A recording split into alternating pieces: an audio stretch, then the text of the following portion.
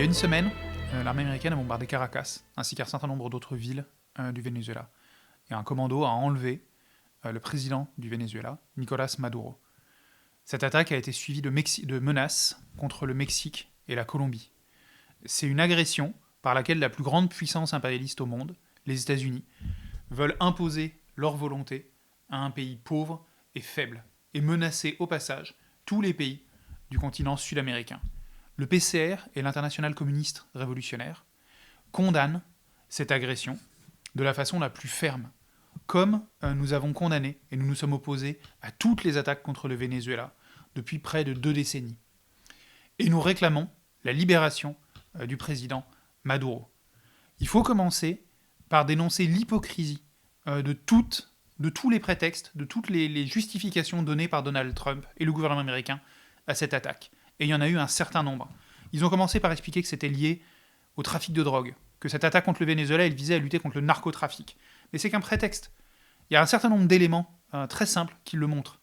Le mois dernier, Donald Trump a gracié l'ancien président du Honduras, Juan Orlando Hernández, qui avait été condamné par la justice américaine à 45 ans de prison pour avoir aidé à envoyer de la drogue aux États-Unis. C'est quand même une drôle de façon de lutter contre le narcotrafic. Et par ailleurs, on nous a répété, le département de la justice américain, le département d'État américain, le gouvernement américain, Trump, Rubio, tous ces gens-là nous ont répété pendant des mois et des mois que Nicolás Maduro était personnellement à la tête de quelque chose qui s'appelait le Cartel de los Soles, le Cartel des Soleils, qui était une organisation criminelle tentaculaire qui envoyait de la drogue en quantité incroyable aux États-Unis. En début de semaine, mardi, le département de la justice américain a finalement reconnu que le Cartel de los Soles n'existait pas. Et donc, s'il n'existe pas, Maduro ne peut pas en être le chef. Et on voit bien en fait que cette question de la drogue, c'est juste un prétexte qui a été mobilisé par les Américains. Pareil, ils ont accusé Nicolás Maduro d'être un dictateur. L'idée, c'est qu'il aurait été renversé parce qu'il aurait violé les droits de l'homme et mis en danger la démocratie. Mais la semaine même de l'enlèvement de Nicolás Maduro, Trump a reçu à Washington Benjamin Netanyahou, qui a été poursuivi pour génocide par la justice internationale, qui a organisé le massacre et une guerre d'extermination contre les Gazaouis, et ça n'a pas eu l'air de lui poser de problème. Et en novembre, il a reçu en grande pompe aux États-Unis Mohammed Ben Salman, le prince héritier d'Arabie Saoudite, qui a jamais été élu par personne, qui règne sur une tyrannie abominable, et qui a personnellement ordonné en 2018 de faire assassiner et découper en morceaux un journaliste dans une ambassade saoudienne en Turquie. Où était la démocratie ? Où étaient les droits de l'homme lorsque Trump rencontrait ses bouchers ? Par contre, après avoir enlevé Nicolás Maduro, il menace Gustavo Petro, le président de la Colombie, et Claudia Sheinbaum, la présidente du Mexique, qui sont 2 dirigeants dont personne ne remet en cause le caractère démocratique de l'élection. Et petite cerise sur le gâteau, après avoir passé des mois et des mois à nous expliquer que le régime vénézuélien était dans son intégralité tyrannique, devait être renversé, etc., aujourd'hui, Trump explique que la nouvelle présidente vénézuélienne, Delcy Rodriguez, qui a remplacé Maduro après son enlèvement, pourra rester au pouvoir tant qu'elle se pliera aux exigences des États-Unis. On voit bien, en fait, il n'y a pas question de démocratie ici. Les États-Unis ont voulu imposer leur volonté au gouvernement vénézuélien. Et le dernier argument, c'est le pétrole. Trump y prétend que les Vénézuéliens auraient volé le pétrole des États-Unis. Mais c'est complètement délirant, en fait. Le pétrole vénézuélien, il a été nationalisé en 1975. Donc il y a près de 50, il y a 50 ans passés. Et des firmes américaines ont acheté régulièrement du pétrole vénézuélien pendant des décennies et des décennies. En fait, ont acheté du pétrole vénézuélien jusqu'à ce que Donald Trump le leur interdise pendant son premier mandat. Et ça, dans le cadre des sanctions mises en place par le gouvernement américain lui-même contre le Venezuela.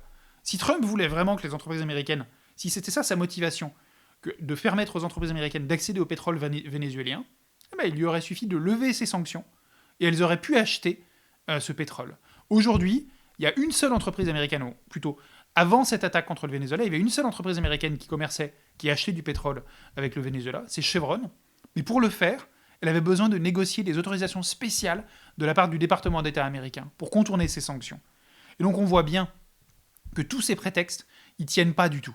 Ils tiennent pas au regard de la stricte légalité bourgeoise, ni même au regard du bon sens. Dans l'acte d'accusation contre Nicolás Maduro, qui a été prononcé par une cour de justice américaine, l'ex-président vénézuélien est accusé d'avoir conspiré pour acheter ou pour prendre possession d'une mitraillette. C'est-à-dire que c'est un chef d'État en exercice qui est accusé d'avoir essayé de se procurer une arme à feu. Et d'avoir donc violé, en étant au Venezuela, la loi américaine. Tout ça est juste complètement irrationnel. Ça tient pas debout. C'est juste un emballage, c'est juste des prétextes qui sont utilisés par le gouvernement américain pour justifier cette agression. Et on entend d'ailleurs beaucoup de gens à gauche se lamenter sur le fait que cette agression, elle serait illégale, qu'elle ne respecterait pas le droit international, que Trump, il aurait violé tout l'appareil du droit international, de l'ONU, etc., et qu'il n'aurait pas demandé au Congrès américain d'approuver cette intervention. Comme si c'était ça le problème. C'est un argument, en fait, cette question du droit international qui ne tient pas du tout. Et je vais juste prendre un exemple pour le démontrer. En 2001, Jean-Bertrand Aristide, le président d'Haïti, a réclamé que la France rembourse à Haïti les milliards que lui avait extorqués l'impérialisme français au XIXe siècle, en échange de la reconnaissance de l'indépendance d'Haïti. Les États-Unis, la France et le Canada, face à cette demande absolument intolérable d'un pays pauvre et opprimé, ont organisé un coup d'État en 2004 qui a renversé Jean-Bertrand Aristide, puis ils ont fait voter une résolution à l'ONU pour approuver ce coup d'État et envoyer des casques bleus protéger le nouveau régime. Il y a eu 14 années d'une véritable guerre coloniale menée par des casques bleus pour réprimer la population haïtienne, et tout ça avec l'approbation et des mandats de l'ONU. Et on voit bien, le mandat de l'ONU, le fait qu'ils aient respecté le droit international sur cette question, ne change rien au caractère impérialiste de cette agression contre Haïti. De manière générale, le droit international, c'est une fiction, c'est une pure fiction, qui sert à cacher la domination exercée par les grandes puissances impérialistes derrière des belles phrases sur le droit, la justice, les droits de l'homme, le progrès, le développement, etc. Et derrière ça, c'est juste la rapacité des grandes puissances impérialistes. Et c'est pas comme si le droit international pouvait empêcher les agressions des grandes puissances. Les États-Unis s'en sont complètement moqués en 2003 quand ils ont envahi l'Irak. Ils n'avaient pas de mandat de l'ONU, mais ils s'en sont passés. Ils ont agressé, envahi, occupé l'Irak pendant des années et des années. Et l'occupe encore aujourd'hui militairement d'ailleurs. Israël, pareil, n'a absolument rien eu à faire du droit international depuis le début du génocide à Gaza. L'extermination des Gazaouis a été condamnée par la Cour pénale internationale, par des résolutions de l'ONU, par toute une série d'éléments de droit international. Netanyahou n'en a rien eu à faire et a continué à massacrer les Palestiniens. Comme Israël n'a rien eu à faire des dizaines de résolutions de l'ONU qui, depuis 1948, ont réclamé la fin de l'oppression des Palestiniens.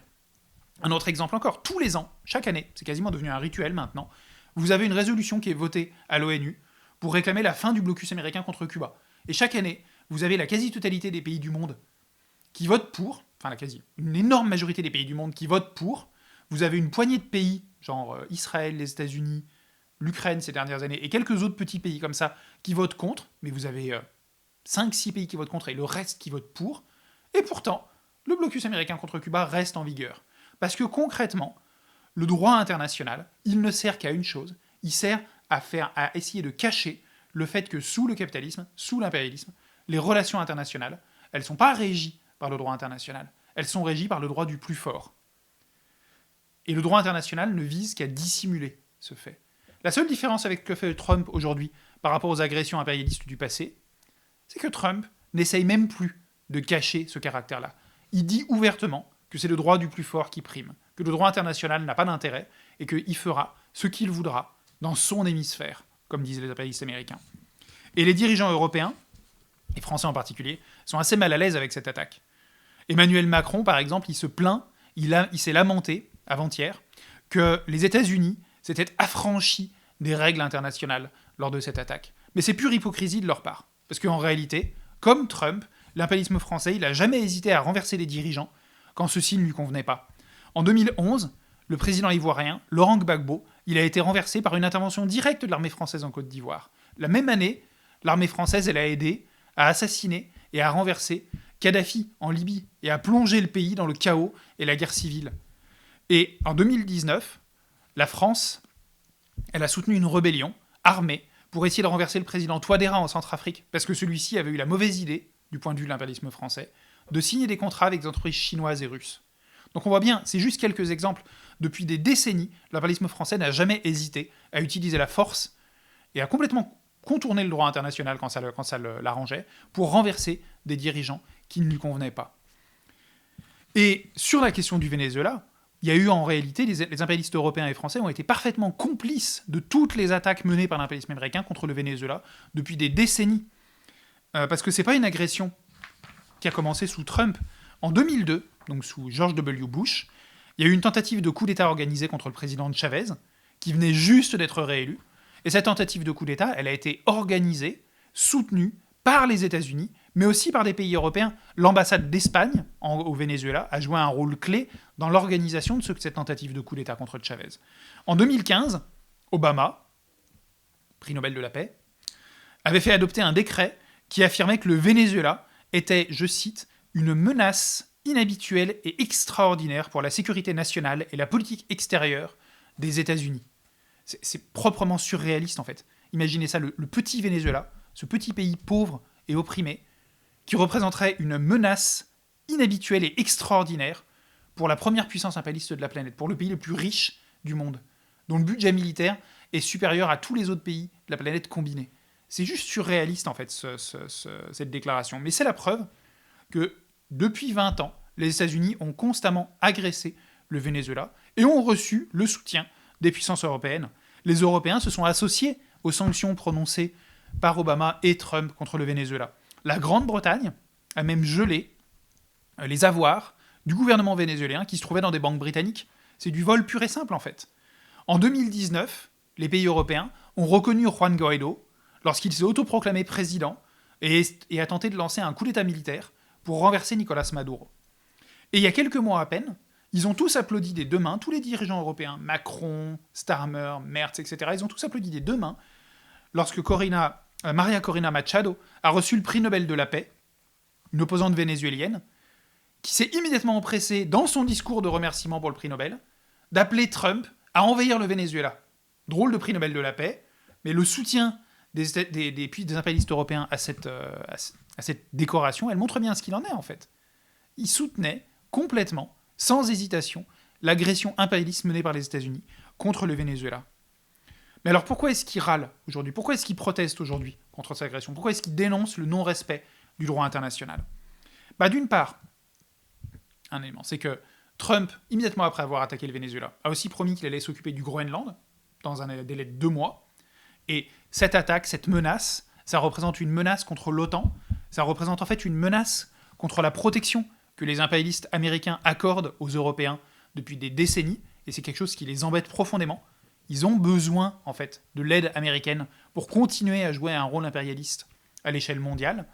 Si les États-Unis n'avaient pas contribué par leur présence militaire en Europe à aider les impérialistes européens à dominer le continent, à aider les impérialistes allemands, français, etc. à dominer le continent, l'impérialisme français n'aurait jamais pu investir autant en termes d'argent et de forces militaires dans l'oppression impérialiste de l'Afrique, par exemple. Ça arrangeait bien les Français, les impérialistes français, le fait que les troupes américaines soient là, en Roumanie, dans les pays baltes, etc., pour repousser l'impérialisme russe. Comme ça, eux pouvaient se concentrer sur le pillage impérialiste de l'Afrique sans avoir à craindre de perdre leur position impérialiste en Europe de l'Est. Et donc, ils n'ont pas envie du tout que les États-Unis s'en aillent, quittent l'Europe. Et c'est ça qui les embête. L'autre élément, surtout, qui les embête aussi, c'est ce que je disais tout à l'heure, le fait que Donald Trump envoie balader toute la fiction du droit international, toute la fiction que tout ceci, ça ne serait pas juste du pillage impérialiste, mais ça serait fait pour le bien commun, pour le progrès, pour la liberté, pour les droits de l'homme, pour ceci, pour cela. Parce qu'ils comprennent bien qu'en envoyant au diable tout ça, Trump affaiblit un des piliers de la propagande des impérialistes occidentaux. Cette idée que leur domination impérialiste, en fait, elle serait faite pour le plus grand bien de tout le monde. En proclamant que la force prime le droit, comme il l'a fait, Trump fragilise en fait tout l'argumentaire qu'utilisent les impérialistes occidentaux depuis des décennies pour justifier leurs crimes et leur rapacité impérialiste. Et c'est ça, en fait, qui déplaît à Macron. C'est pas l'agression impérialiste en elle-même, c'est le fait qu'en menant cette agression impérialiste, Trump fragilise la propagande de tous les autres impérialistes occidentaux.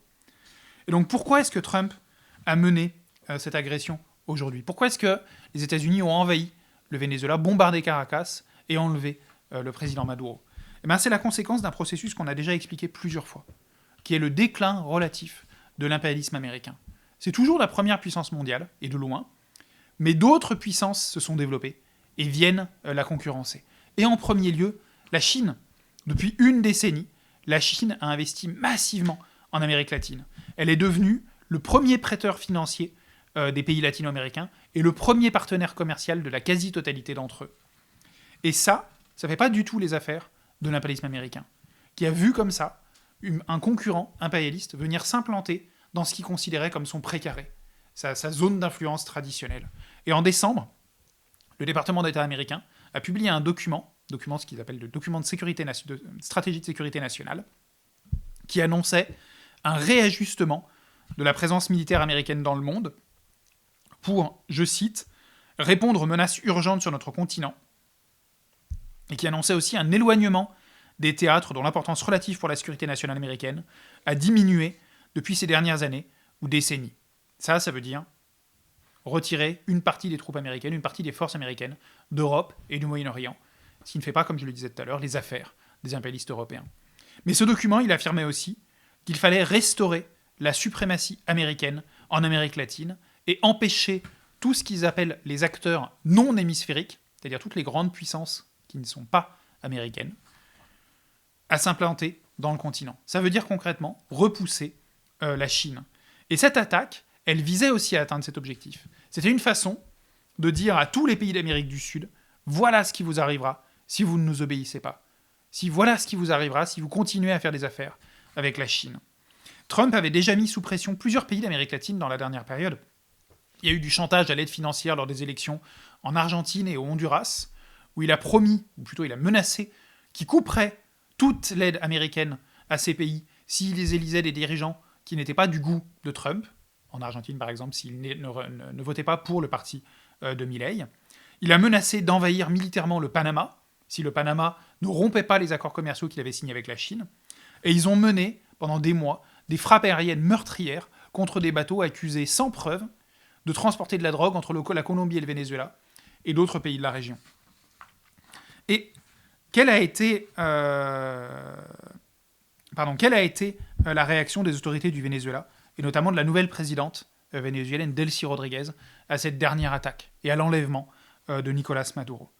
Eh bien, ils ont affirmé qu'ils voulaient coopérer, qu'ils étaient prêts en tout cas à coopérer avec les États-Unis. Ils n'ont pas démenti lorsque Trump a affirmé qu'il lui obéissait, comme il l'a fait à plusieurs reprises ces derniers jours. Et il faudra voir bien sûr la façon dont la situation évolue. On est en train de parler d'un processus en cours sur lequel on n'a pas tous les éléments à notre disposition. Il faudra donc voir comment la situation évolue. Et on peut comprendre que le gouvernement vénézuélien ne veuille pas provoquer les Américains juste après ce qui s'est passé. En tout cas, c'est une réaction logique. Mais c'est une erreur, en fait. C'est une erreur politique de croire qu'on peut arriver à calmer l'impérialisme américain en se montrant conciliant. Parce que la faiblesse invite à l'agression. Plus l'impérialisme américain sentira que le gouvernement vénézuélien est prêt à faire des concessions, plus il exigera de concessions, plus il réclamera que le gouvernement vénézuélien se soumette à ses diktats. La seule solution, en réalité, elle se trouve dans une mobilisation des masses vénézuéliennes et de tous les pays de la région. Une mobilisation révolutionnaire, dirigée contre les intérêts impérialistes et contre le capitalisme. C'est la mobilisation des masses en 2002 qui avait permis de repousser la tentative de coup d'État contre Chavez dont je parlais tout à l'heure. Cette tentative de coup d'État, elle a été repoussée par des manifestations de masse, par la désobéissance des soldats du rang qui ont refusé d'obéir aux putschistes. Tous ces travailleurs mobilisés, ces soldats, toutes les masses de pauvres de la population vénézuélienne ont exigé la libération de leur président et ont réussi à repousser le coup d'État. C'est cette mobilisation des masses, en fait, qui avait réussi à vaincre en 2002. Le problème, c'est que depuis son arrivée au pouvoir, le régime de Maduro a tout fait pour décourager précisément les mobilisations des masses vénézuéliennes. Il a notamment démantelé une bonne partie, sinon la quasi-totalité, de toutes les conquêtes sociales qui avaient été obtenues durant le processus révolutionnaire, lorsque Chavez était président, entre 1998 et 2013. Maduro a attaqué et démantelé les éléments de contrôle ouvrier dans l'industrie qui avaient été gagnés dans la lutte contre le patronat sous la présidence de Chavez, a facilité la destruction des conventions collectives, il a remis en cause le contrôle gouvernemental accru sur l'exploitation pétrolière qui avait été instauré sous Chavez. Tout ça, il faut dire les choses en fait telles qu'elles sont.